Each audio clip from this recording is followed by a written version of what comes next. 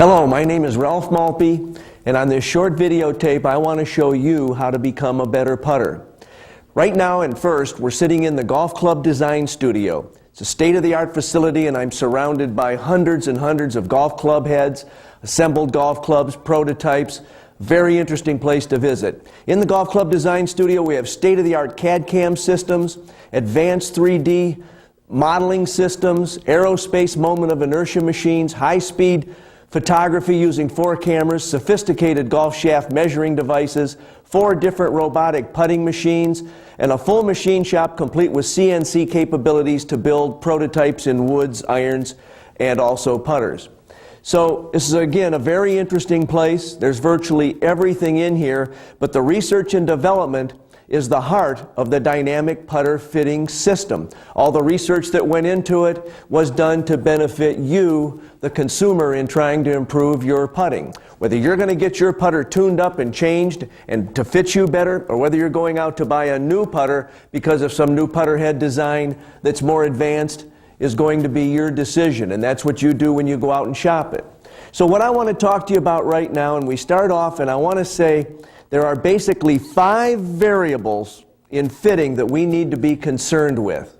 And the 5 variables are fitting proper length, proper loft of the putter, proper lie of the putter, the proper head weight, which we do through a swing weight scale to determine the head weight, then also the proper putter head design that you have on the head for your given ability.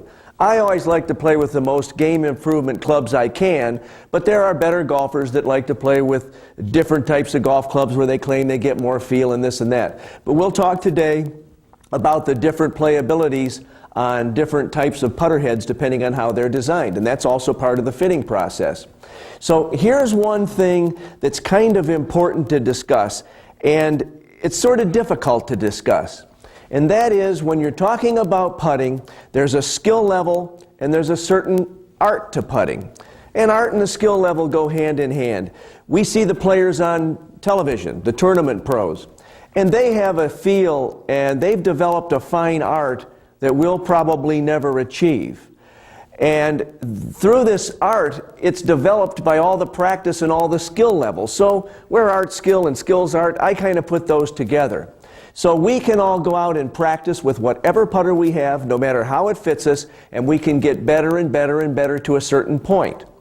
But even like all the touring professionals that come in through this studio to go over their putting or look at their woods or change specifications on woods and irons, whatever we're doing, when we look at a golfer's equipment, your equipment, a touring professional's equipment, my equipment, what I want to do is take out of my equipment every bad variable there is. So yes, there's a skill level and an art level to how I putt or how I play, same with you, but if we get all those variables out, then we bring in the science and technology, if you will, of golf and of putting, and we use that science and technology to our advantage. So we have a skill level, we have a certain art in putting that we've developed, and there are things that we control in the putting stroke. And that's simply the art and the skill of it. We control the path and the face angle of the putter face. We control where we strike the ball, how close to the putter's center of gravity. We also control how hard we hit the putt. Those are skill levels. But if we take science and technology and the 5 fitting variables I just mentioned of length, loft, lie, weight of the head, and the head design itself, and we can make those the best we can for you, then you will surely putt better. First thing we're going to do is fit length. Length is very important in getting the golfer into the proper posture position. Being in the proper posture position puts your eyes over the ball and gets everything in perfect alignment. We're going to show you how we do that in a minute with some other aids that are on the fitting center. So the first thing in fitting proper length is to take the adjustable putter, and we're going to have Jack take this putter and set down. We've set it at 35 inches. Most people are going to fit into much shorter putters than 35 inches.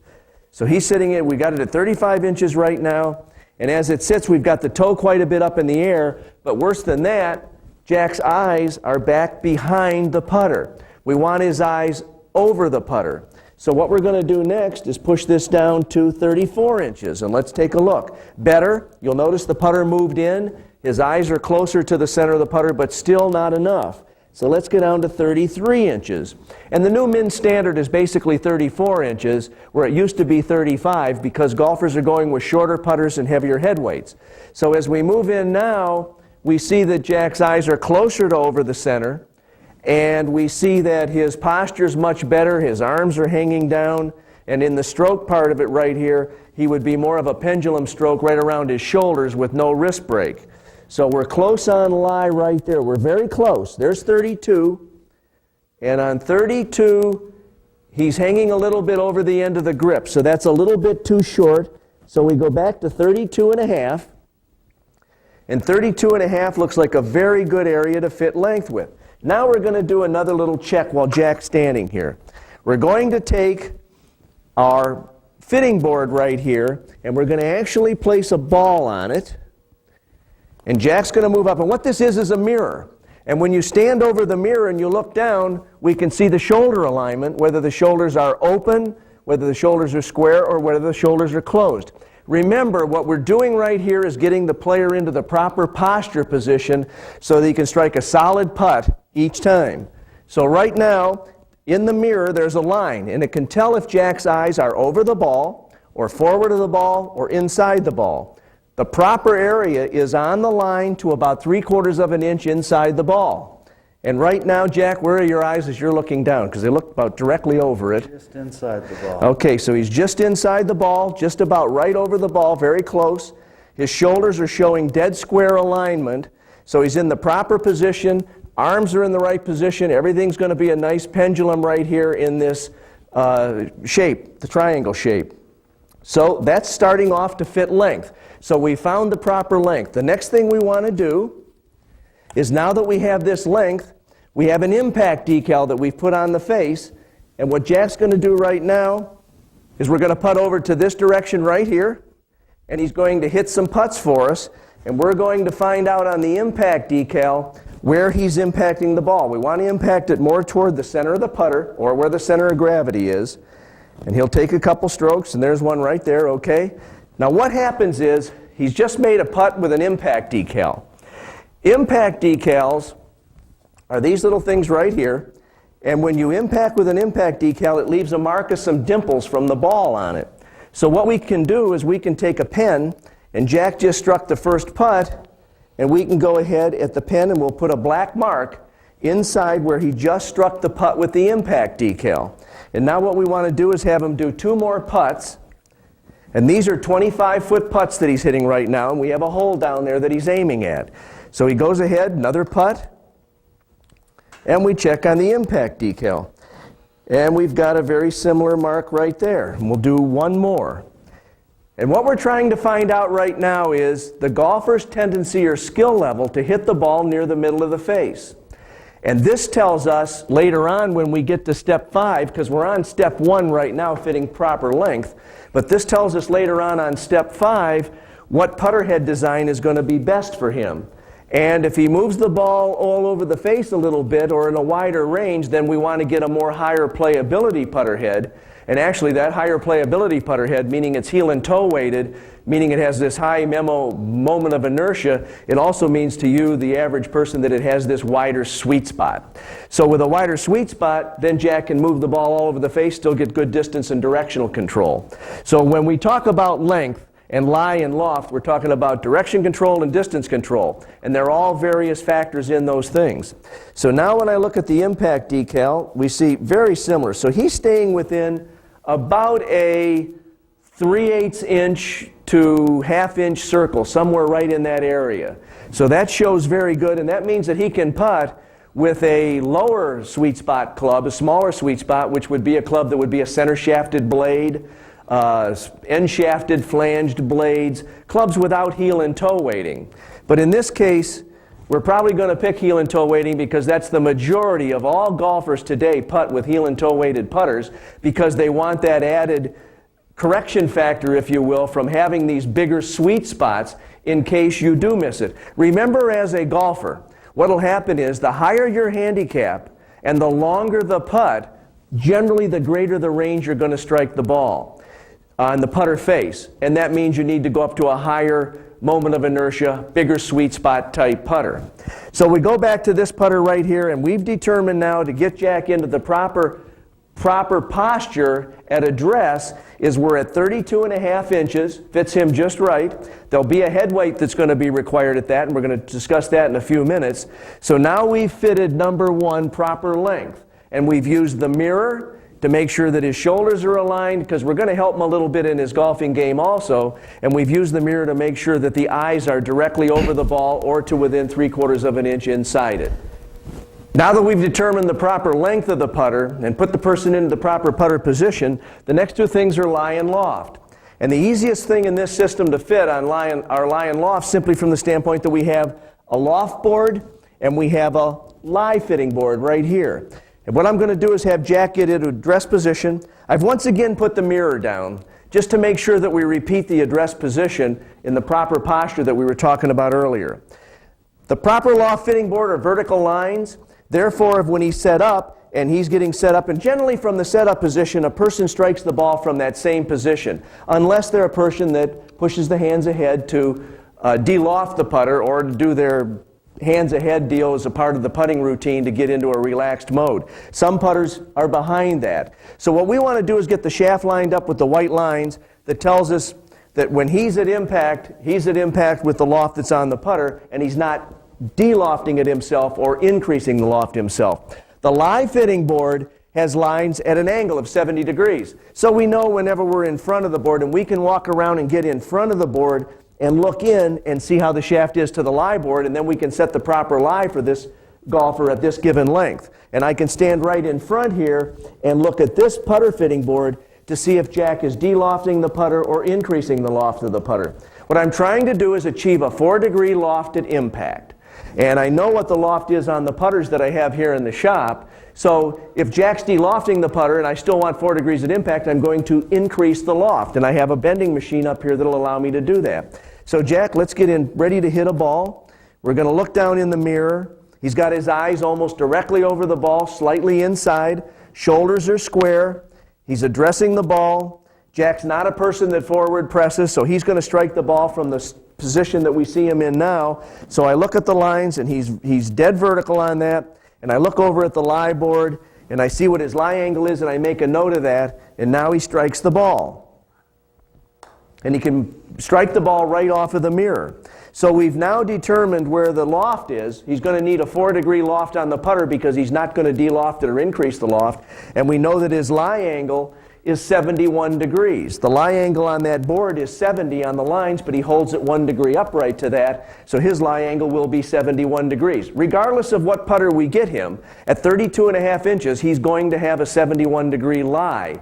And lie is very important because if the lie is off and the toe is in the air, the ball will be pulled to the left. If the lie is off and the heel is into the air, the ball will be pushed to the right. So we always want the proper lie angle for the golfer. And in this case, Jack's 71, 1 more degree upright than our board. And most putters today are either standard at 70, 71, or 72.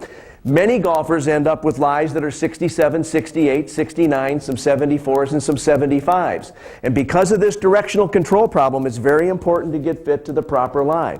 Regarding loft, loft is one of the key elements in consistent distance control, because when you strike a putt, there's going to be an initial skid to the putt, and then it's going to go into roll. Basically, a putt will skid between 14 and 20%, and it'll go into pure roll between 86 and 80%.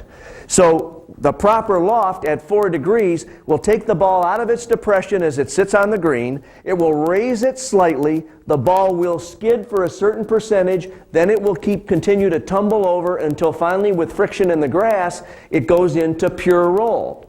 What you're trying to accomplish by getting fit on this system is that you're trying to get consistent skid and roll every time. And so if we give you the proper loft at impact, and you're not using 0 loft or 6 degrees loft at impact, then you're going to get this consistent skid and then pure roll, and therefore you're going to end up with better distance control than you've ever had before.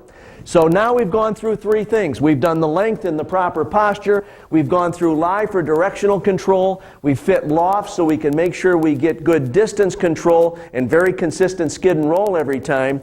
And now we'll move down into talking about head weight and swing weight. The proper head weight on a putter, which is determined by using a swing weight scale, is extremely important in distance control. So we've already learned that loft is very important in distance control. Well, now we know that the head weight is also very important in distance control. And remember, we can't say it too often, but what we're trying to accomplish in putter fitting is to go ahead and give you all these correct specifications that make you as consistent as you can be in directional control and distance control. There are things that you have to work on yourself, which are things like how hard you impact the ball, the path and the face angle of a golf club. I mean, you've got a certain path that's coming into impact, you've got a certain face angle, and we know if the face is closed, you'll pull the ball left. Those are putter skill levels. That's the art of putting, if you will. But we're taking all these variables right here that can truly help you using science and technology to further advance your putting and make you much more consistent. So Jack's picked out a 32.5-inch putter. And we can either cut one down that's in the place, or we can order a special one, or we can build one up. It just depends on the situation or the circumstance on where you're going with this. But on this particular putter is the one he selected. He loves this head design. He's a good player. It falls into the small impact area that he's hitting. It's a rather high moment of inertia putter, meaning it has a wider sweet spot. On this putter at 32.5, we need a much heavier head. And the way we know we need a heavier head, and we have heavier heads and heavier putters in here, is that when we put it in the swing weight scale down here and we check it, we find out that the swing weight on this is light. And what we're searching for is trying to get between C4 and D6 through any given length putter. And if we do that, getting between C4 and D6, we end up with an adequate head weight on the end of the putter that allows the golfer to go out and get good distance control. Too light a putter and you can't hit the good distance control. Some are long, some are short. You lose all that feel. So you're losing the science and technology, so to speak, of what proper head weight can do.